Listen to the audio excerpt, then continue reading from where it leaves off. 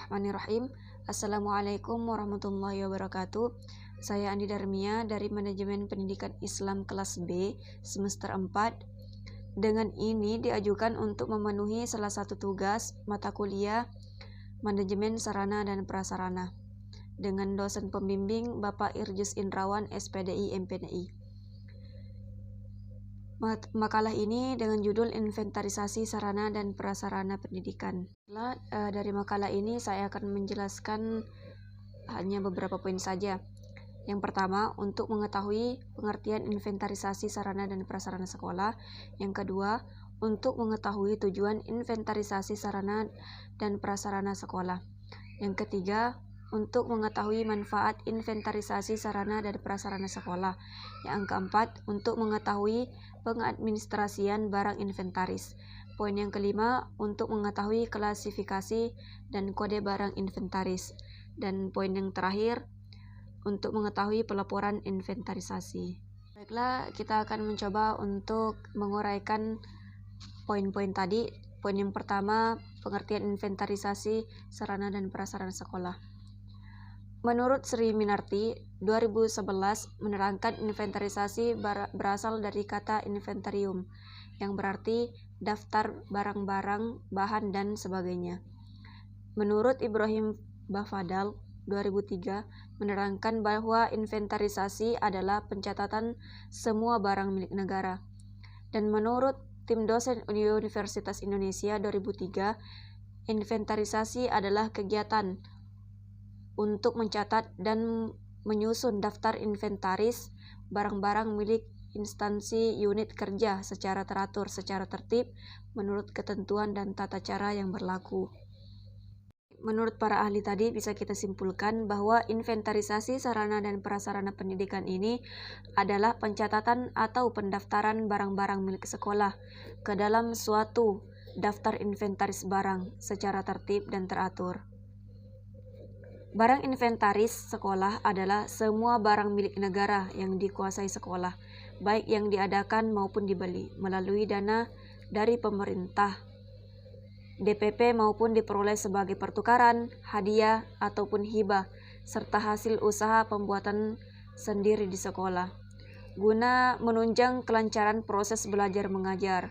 Jadi, setiap sekolah wajib menyelenggarakan inventarisasi barang milik negara yang dikuasai atau diurus oleh sekolah masing-masing secara teratur, tertib, dan lengkap.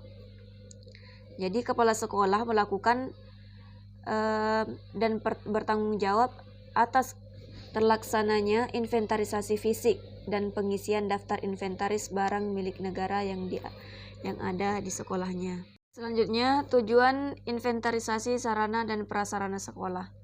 Secara umum, inventarisasi ini dilakukan dalam rangka usaha penyempurnaan pengurusan dan pengawasan yang efektif terhadap sarana dan prasarana yang dimiliki oleh suatu sekolah. Dan secara khusus, inventarisasi ini dilakukan dengan beberapa tujuan. Yang pertama, untuk menjaga dan menciptakan tertib administrasi sarana dan prasarana yang dimiliki oleh suatu sekolah. Yang kedua, untuk menghemat keuangan sekolah baik dalam pengadaan maupun untuk pemeliharaan dan penghapusan sarana dan prasarana sekolah. Yang ketiga, sebagai bahan atau pedoman untuk menghitung kekayaan suatu sekolah dalam bentuk material yang dapat dinilai dengan uang. Yang terakhir, untuk memudahkan pengawasan dan pengendalian sarana dan prasarana yang dimiliki oleh suatu sekolah. Selanjutnya, manfaat inventarisasi sarana dan prasarana sekolah. Dalam daftar inventarisasi, barang yang disusun dalam suatu organisasi yang lengkap, teratur, dan berkelanjutan dapat memberikan banyak manfaat. Di antaranya, yang pertama, menyediakan data dan informasi dalam rangka menentukan kebutuhan dan penyusun rencana kebutuhan barang. Yang kedua, memberikan data dan informasi untuk menjadikan bahan atau pedoman dalam pengarahan pengadaan barang. Yang ketiga, memberikan data dan informasi untuk menjadikan bahan atau pedoman dalam penyaluran barang. Yang keempat, memberikan data dan informasi dalam menentukan keadaan barang, baik itu tua, rusak maupun lebih, sebagai dasar untuk menetapkan penghapusannya. Dan yang kelima, memberikan data dan informasi dalam rangka memudahkan pengawasan dan pengendalian barang. Poin selanjutnya yakni pengadministrasian barang inventaris. Di dalam pelaksanaan kegiatan pengadministrasian barang inventaris dapat dilakukan di dalam buku induk barang inventaris, buku golongan barang inventaris, buku catatan barang non-inventaris, daftar laporan triwulan, mutasi barang inventaris, dan daftar rekap barang inventaris. Induk barang inventaris adalah sebuah buku di mana buku ini digunakan untuk mencatat semua barang inventaris milik negara di dalam lingkungan sekolah menurut urutan tanggal penerimaannya. Pun buku golongan barang inventaris ini adalah buku pembantu tempat mencatat barang inventaris menurut golongan barang yang telah ditentukan. Kemudian buku catatan non-inventaris, yakni buku tempat mencatat semua barang habis pakai seperti kapur, pensil, penghapus, papan tulis, kertas ketik, tinta, dan sejenisnya. Kemudian daftar laporan triwulan mutasi barang inventaris ini adalah daftar tempat mencatat jumlah bertambah dan atau berkurangnya barang inventaris sebagai akibat mutasi yang terjadi dalam triwulan yang bersangkutan. Daftar ini juga tersusun menurut jenis barang pada masing-masing golongan inventaris. Selanjutnya, membuat daftar isian inventaris, yakni di mana tempat-tempat mencatat semua barang inventaris menurut golongan barangnya.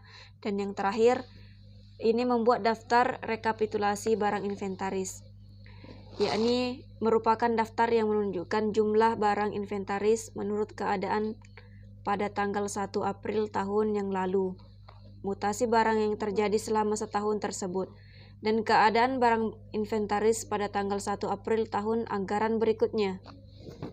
Untuk daftar isian inventaris dan daftar rekapitulasinya ini, sekolah wajib membuat dan mengisinya dalam 2 rangkap untuk disampaikan satu set asli kepada unit kerja yang membawahinya dan satu set tebusan untuk arsip sendiri. Selanjutnya, klasifikasi dan kode barang inventaris. Pada dasarnya, maksud dan tujuan mengadakan penggolongan barang ialah agar terdapat cara yang cukup mudah dan efisien untuk mencatat dan sekaligus untuk mencari dan menemukan kembali barang tertentu, baik secara fisik maupun melalui daftar catatan ataupun ingatan seseorang. Jadi, sesuai dengan tujuan tersebut, maka bentuk lambang, sandi, ataupun kode yang digunakan sebagai pengganti nama ataupun uraian bagi tiap golongan, kelompok, dan jenis barang pun harus bersifat membantu sehingga memudahkan penglihatan dan ingatan orang dalam mendapatkan kembali barang yang diinginkan. Sandi atau kode yang digunakan melambangkan nama atau uraian kelompok ataupun jenis barang adalah berbentuk angka bilangan yang tersusun menurut pola tertentu agar mudah diingat dan dikenali, serta memberi petunjuk mengenai formulir nama yang harus dipergunakan untuk tempat mencatat jenis barang tertentu. Di samping itu pula, penyusunan angka nomor kode ini diusahakan agar memungkinkan dilakukan pengembangan, terutama oleh mereka yang secara langsung menangani pencatatan barang. Jadi, untuk barang pada umumnya, nomor kode itu terdiri dari 7 buah atau 7 angka yang tersusun menjadi 3 dan 4 angka yang dipisahkan oleh sebuah tanda titik. Angka pertama ini dari susunan 3 di depan adalah untuk menyatakan jenis formulir yang digunakan. 2 angka berikutnya yakni yang berada dalam tanda titik merupakan sandi pokok untuk kelompok barang menurut ketentuan di dalam masing-masing formulir. Terakhir, yakni pelaporan inventarisasi. Terbagi menjadi 2 golongan, yakni laporan triwulan mutasi barang inventaris dan laporan tahunan inventaris. Baik, sekian yang dapat saya sampaikan, lebih dan kurangnya mohon maaf. Akhirul kalam, wassalamualaikum warahmatullahi wabarakatuh.